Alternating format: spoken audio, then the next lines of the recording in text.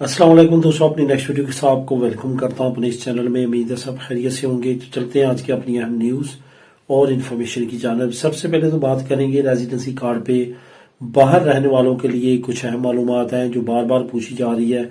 इस पे एक मरतबा फिर बात करेंगे। इंग्लैंड वज़ीर आज़म का यूरोपीय यूनियन ऑफर पे एक अहम बयान सामने आया जो मैंने कल वाली न्यूज़ में आप लोगों के साथ शेयर किया था कि यूरोपीय यूनियन ने ऑफर कराई है इंग्लैंड को, उसका आंसर दिया गया है प्राइम मिनिस्टर ऑफ यूके की तरफ से।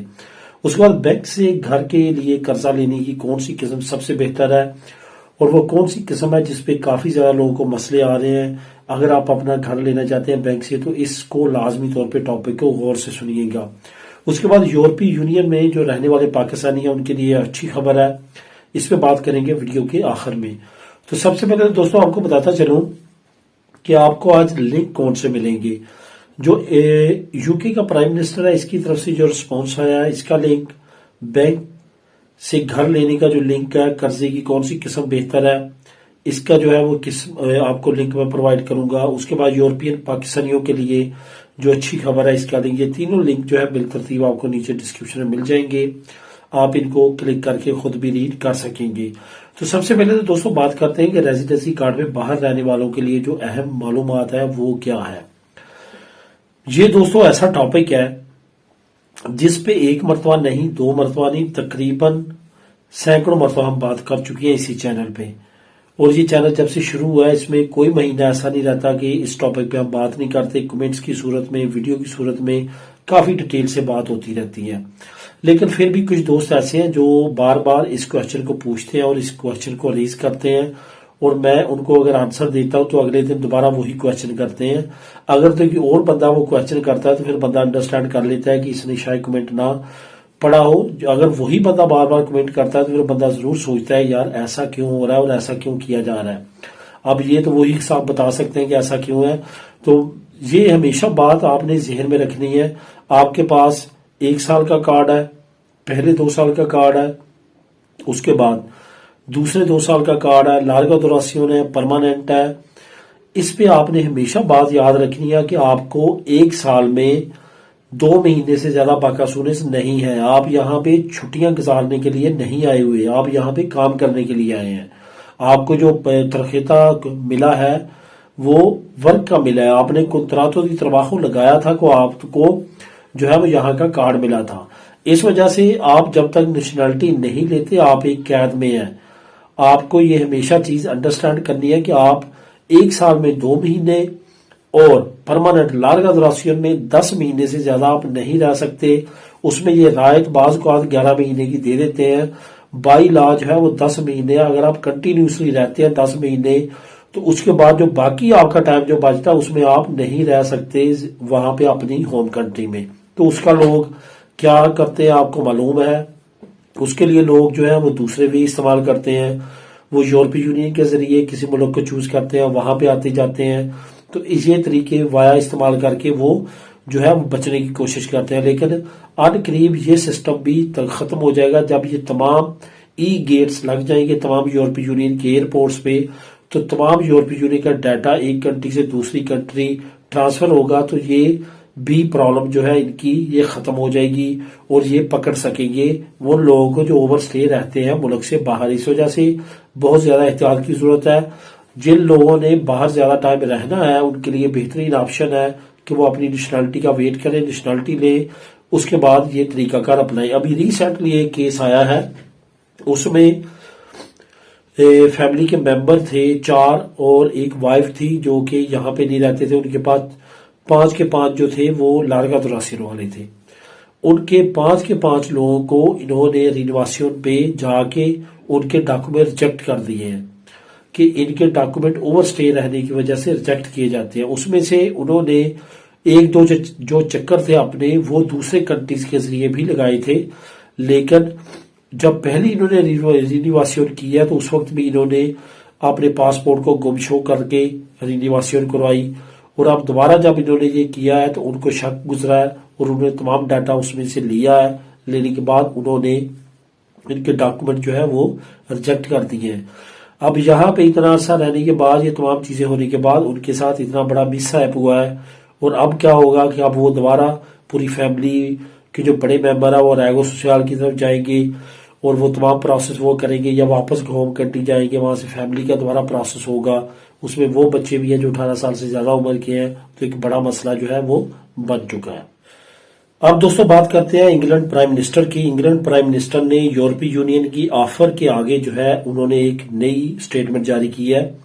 اصل میں آپ کو میں نے لاسٹ کل والی ویڈیو میں ایک بڑی خبر سے آگاہ کیا تھا کہ یورپی یونین کی جو پریزیڈنٹ ہے انہوں نے بڑی آفر کی ہے یو کے کو کہ اگر وہ چاہتے ہیں تو وہ ایسا ہو سکتا ہے کہ 18 سال سے لگ کے 30 سال کی عمر تک جو نوجوان ہیں یو کے وہ یورپی یونین کے کسی ملک میں بھی آ کے رہ سکتے ہیں، کام کر سکتے ہیں، سٹڈی کر سکتے ہیں، وزٹ کے لیے آ سکتے ہیں، اور 4 سال کے ٹائم تک وہ یہاں پہ کوئی بھی مسئلہ نہیں ہے، وہ رہ سکتے ہیں۔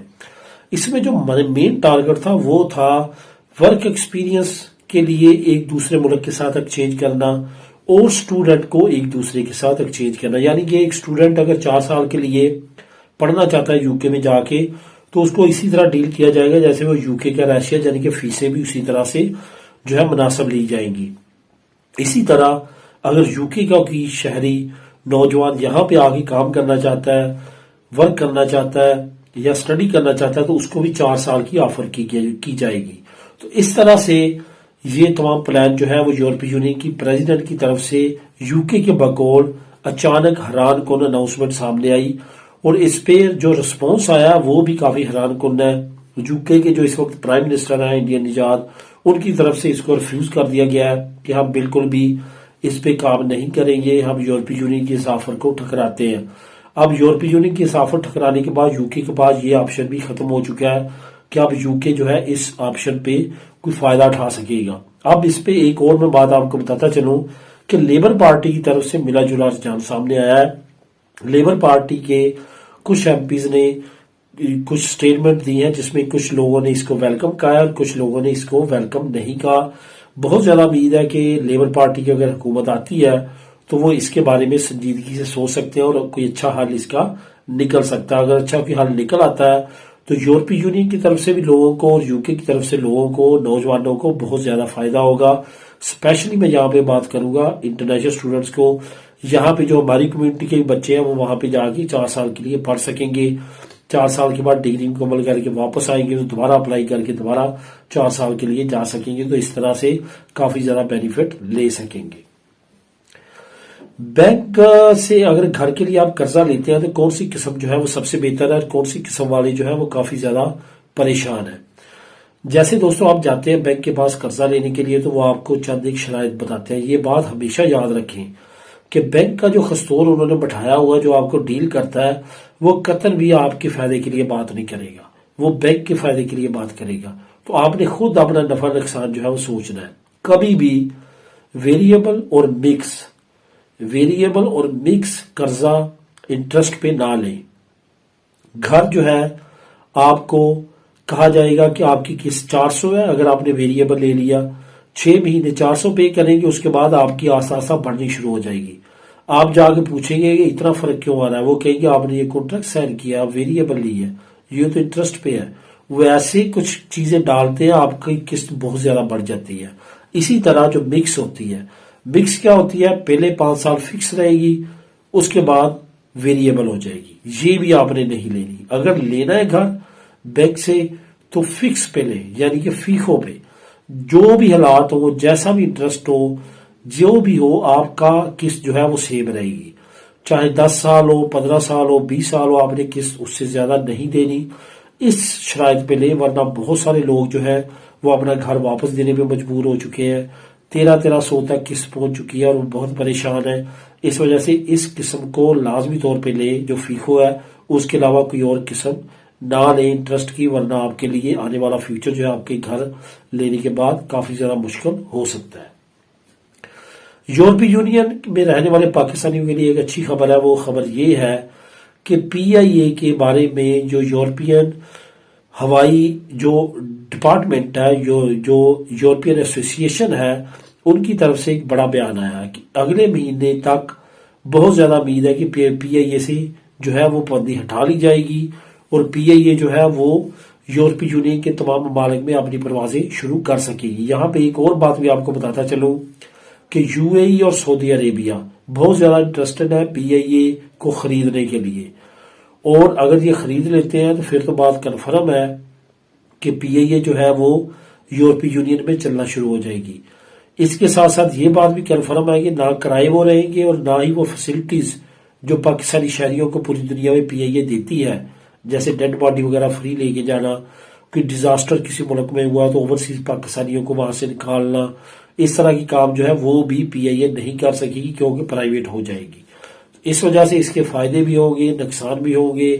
حکومت بہرحال اس کو پرائیویٹ کرنے جا رہی ہے اور کافی زیادہ انٹرسٹ اس میں لے رہا ہے سعودی عرب اور یو اے ای۔ اب دیکھتے ہیں اس کی اپڈیٹ کیا آتی ہے۔